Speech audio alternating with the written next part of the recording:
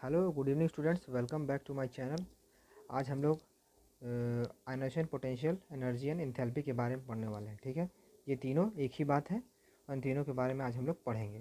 चलिए इसका डेफिनेशन पढ़ते हैं। Minimum energy required to remove most loosely held outer most shell electron is ground state from isolated gaseous atom is known as ionisation, potential, energy, enthalpy. ठीक है, ये तीनों चीज़ें एक हैं। जैसे कि देखिए यहाँ पे सोडियम का एक एटम है। अब वो कुछ एक इलेक्ट्रॉन लॉस करने के बाद Na+ में बन जाता है, जो कि गैसियस फॉर्म में होगा। ठीक है, एक इलेक्ट्रॉन लॉस कर दिया। ऑक्सीजन का एक कोई एटम है, वो एक इलेक्ट्रॉन लॉस करके O+ में बन जाएगा, गैसियस एटम में ये भी बन जाएगा। ठीक है, तो इसी को बोलते हैं आयनाइजेशन, पोटेंशियल, एनर्जी। जैसे कि ये देखिए, ये कोई एटम है, यहाँ से एक इलेक्ट्रॉन आउटर मोस्ट इलेक्ट्रॉन से बाहर निकल गया। ठीक है, इसी को बोलते हैं आयनाइजेशन, पोटेंशियल। जैसे कि ये देखिए, इन दोनों का एग्जाम्पल यहाँ पे है। ठीक है, तो अब चलिए, अब आगे हम लोग देखते हैं कि ड्यूरिंग आयनाइजेशन प्रोसेस क्या होता है।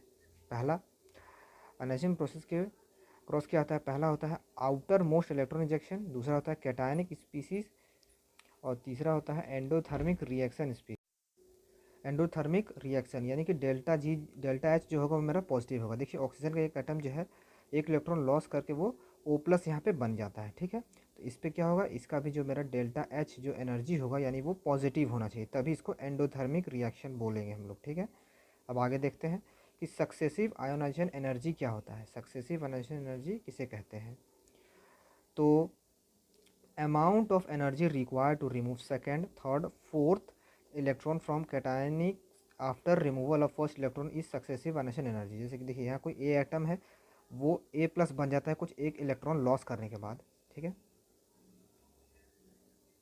वो एक इलेक्ट्रॉन यहाँ पे इस तरीके से लॉस करता है। ठीक है, एक इलेक्ट्रॉन लॉस करेगा तो A+ बन जाएगा। अब ये भी यहाँ पे एक इलेक्ट्रॉन A+ जो है एक और इलेक्ट्रॉन लॉस करेगा तो वो A+2 बन जाएगा। अगर A+2 एक और इलेक्ट्रॉन लॉस करेगा तो वो A+3 इलेक्ट्रॉन बन जाएगा, जो गैसियस फॉर्म में होगा। ठीक है, हम लोग देख लेते हैं कि इलेक्ट्रॉन, इन सभी के इलेक्ट्रॉन में क्या चेंज होगा। ये 10 ही रहेगा, ये 9 रहेगा, और यहाँ पे ठीक है, क्योंकि ये एक इलेक्ट्रॉन लॉस कर चुका है, एक और इलेक्ट्रॉन लॉस होगा तो ये 8 हो जाएगा, एक और इलेक्ट्रॉन लॉस करेगा तो ये 7 हो जाएगा।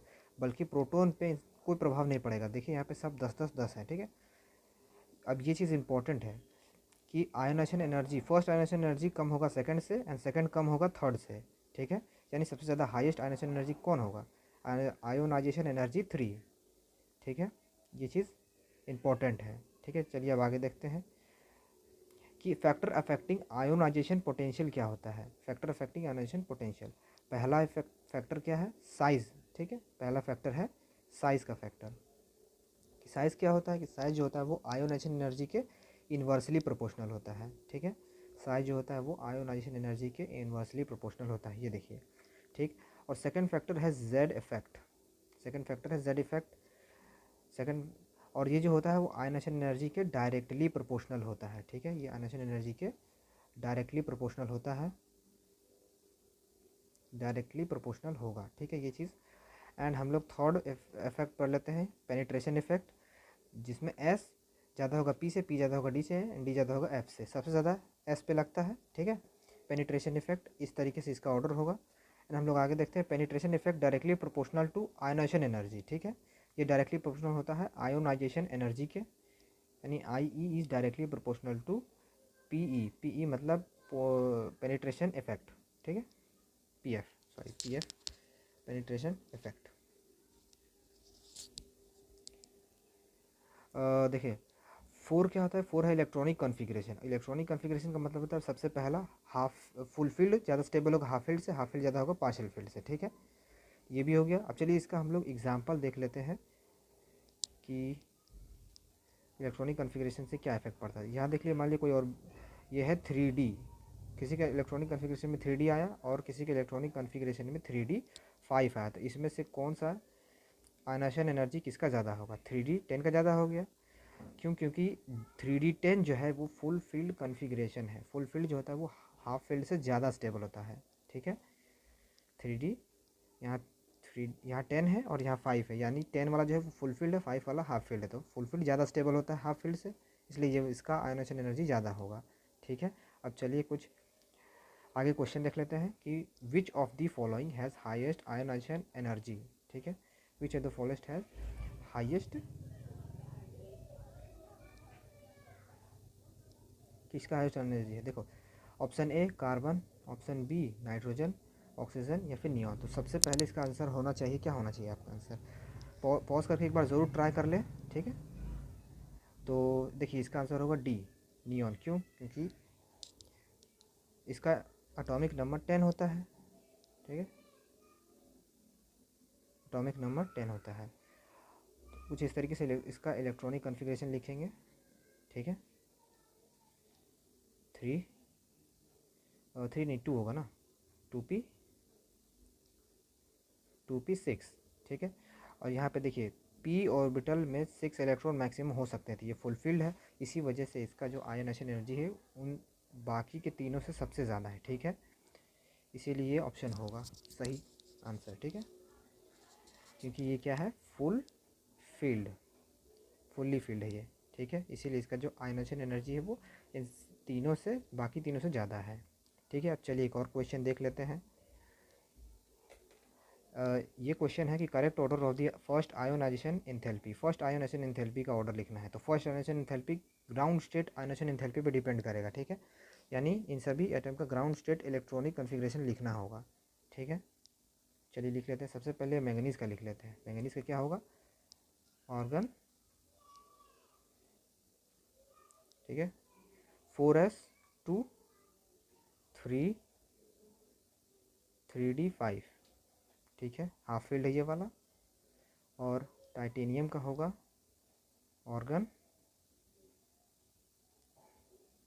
4s2 3d2, ठीक है, ये 2 है। और यह जिंक, तो जिंक का होगा ऑर्गन 4s2 3d10, ठीक है, ये हो जाएगा 3d10। एंड देन लास्ट का हम लोग लिख लेते हैं जो है निकेल, ठीक है। निकेल का हो जाएगा ऑर्गन 4s2 3d8, ठीक है, 3d8। तो अब इसके अनुसार हम लोग ऑर्डर का टिक लगाएंगे, ठीक है, कि कौन सा ऑर्डर परफेक्ट है। ये देखिए इसका D5 D2 एंड इसका है, ये हो जाएगा मेरा D10, ये हो जाएगा D8। तो सबसे ज़्यादा हाई आयनाइजेशन एनर्जी किसका होगा, जिंक का होगा, ठीक है। सबसे ज़्यादा हाई जिंक का होगा क्योंकि उसका D10 कॉन्फ़िगरेशन है, ठीक है, D10 कॉन्फ़िगरेशन है। ये देखिए 5 2 एंड इसका 10, इसका 8 है, ठीक है। यहाँ से इलेक्ट्रॉनिक कॉन्फ़िगरेशन देख सकते हैं आप सब इन चारों का कैसे कैसे लिखा हुआ है। तो सबसे ज़्यादा इसमें से नो डाउट जिंक का ही होने वाला है, ठीक है। जिंक का D10 कॉन्फ़िगरेशन के लिए, ठीक है, सबसे ज़्यादा होगा जिंक का, ठीक है। फिर उसके बाद किसका होगा, निकेल का, ठीक है, ये देखिए निकेल। उसके बाद होगा D10 कॉन्फ़िगरेशन था उसमें, इसलिए जिंक का था। अब यहाँ पे निकेल का हो जाएगा D8 के लिए, फिर मैंगनीज का होगा D5 के लिए, फिर टाइटेनियम का होगा D2 के लिए। वो ऑर्डर डी ऑप्शन से मैच कर रहा है, ठीक है। जिंक पहले, फिर निकेल बाद में, फिर मैंगनीज उसके बाद, फिर उसके बाद टाइटेनियम, यानी कि ये सही ऑप्शन होगा। Option D is the correct answer, ठीक है। ऑप्शन डी ही मेरा सही आंसर है, ठीक है। तो ये हो गया क्वेश्चन का आंसर, ठीक है।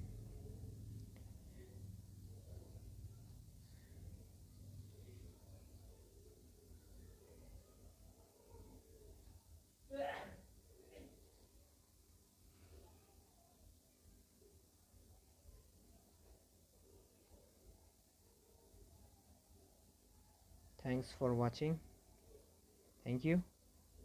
मिलते हैं नेक्स्ट वीडियो में।